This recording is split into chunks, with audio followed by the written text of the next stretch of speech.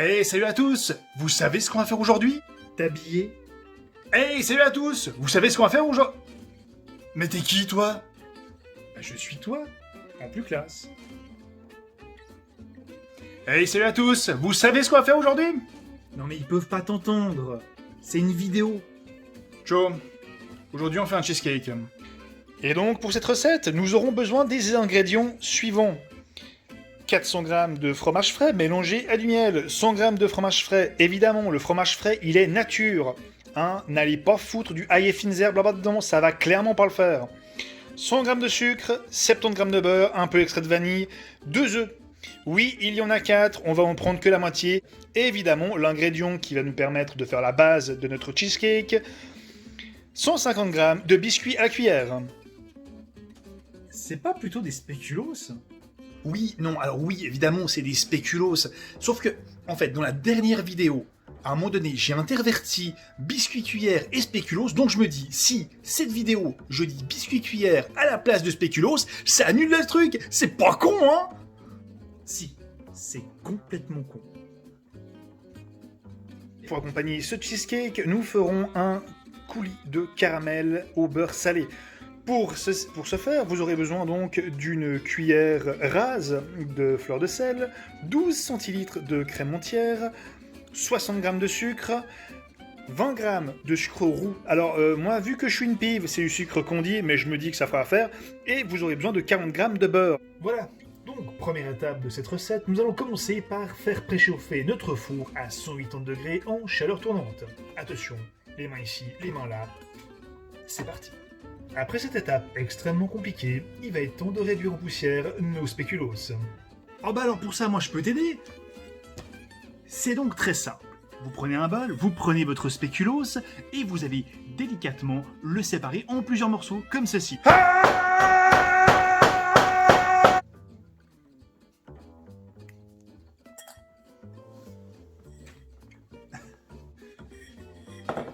Merci. De rien. Maintenant qu'on a fini d'atomiser les spéculoos, on va y ajouter un petit peu de beurre fondu. Avant ça, évidemment, il faut le fondre. Pour le fondre, soit tu t'assieds dessus, soit tu utilises une casserole. Nous, on va utiliser une casserole.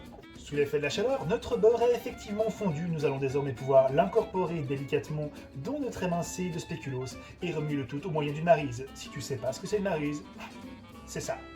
Et oui, c'était un bruitage de ouf. Si tu t'es déjà demandé quel est le but dans la vie, je ne saurais te répondre. Mais si tu veux savoir à quoi ressemble un émincé de spéculoos avec du beurre fondu, ça ressemble à ça.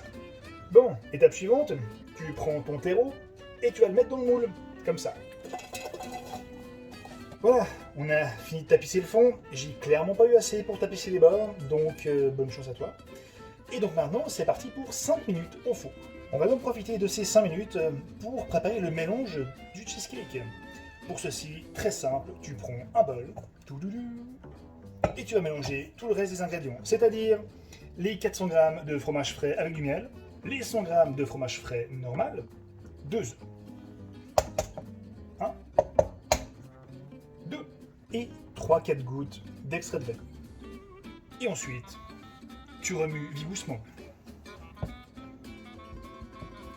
Voilà, on va incorporer notre mélange de fromage frais et de tous les ingrédients que vous avez mis dedans. Et voilà, le moule est rempli. Je ne ferai pas de blague là-dessus. Et maintenant, il va partir au four à 180 degrés pour une durée de 30 à 40 minutes. Notre cheesecake est au four, mais pas le temps de niaiser, comme il dirait outre-Atlantique. On va s'occuper du coulis de caramel. Donc, pour commencer, dans une casserole, tu vas mettre le sucre et le sucre roux. Comme ceci. Voilà. Mais attention, à feu doux, parce que c'est pas parce qu'il est roux qu'on va le faire cuire. Pas cette fois. Voilà, deuxième casserole, nos 12 centilitres de crème qu'on va faire chauffer et qu'on rajoutera une fois notre sucre fondu. Voilà, mes cristaux de sucre ont fondu, on va donc rajouter la crème chaude dedans et touiller. Maintenant qu'on a fini de mélanger, on va ajouter hors cuisson la fleur de sel et le beurre. Notre coulis de caramel repose tranquillement dans son vase, un vase de cornichons, évidemment gravé, sinon il sera pas qu'à faire de sel. Voilà, après 32 minutes, notre cheesecake est fin prêt. Si vous le secouez un peu, vous remarquez qu'il fait blob blob au milieu, c'est normal. On va le laisser baisser en température avant de l'enfourner au frigo. Je ne sais pas du tout si on l'enfrigorne du coup. Bref, pendant minimum 2 heures, pour bien au moins 12. Et voilà, cette vidéo est désormais terminée. Je vous remercie de m'avoir suivi. N'oubliez pas de vous abonner et de... Tu n'as toujours pas de chaîne YouTube. Oh merde!